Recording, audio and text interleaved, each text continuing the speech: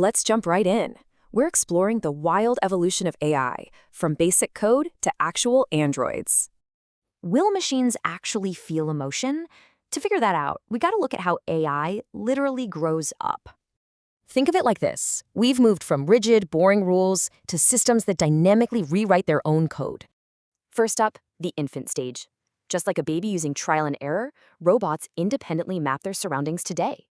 Take LiDAR, for example. Bouncing laser pulses let these bots literally see and navigate 3D spaces without any GPS.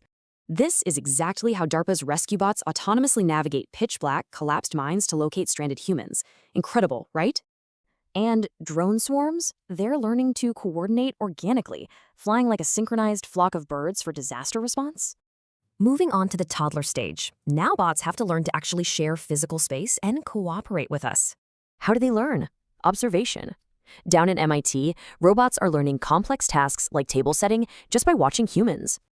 It's all about teamwork. By anticipating our movements, they become super safe, collaborative partners in the workplace.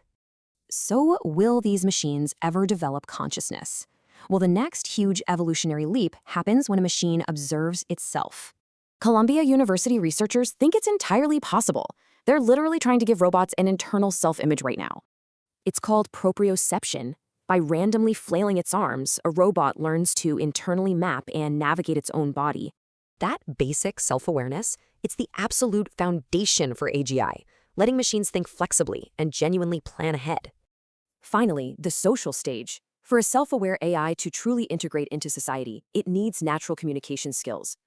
By absorbing massive data sets of human dialogue, AI grasps tone and context, totally ditching old, rigid voice commands. Visually, it's wild. New software can 3D map your face and instantly generate a hyper-realistic digital avatar. They're even building physical android companions.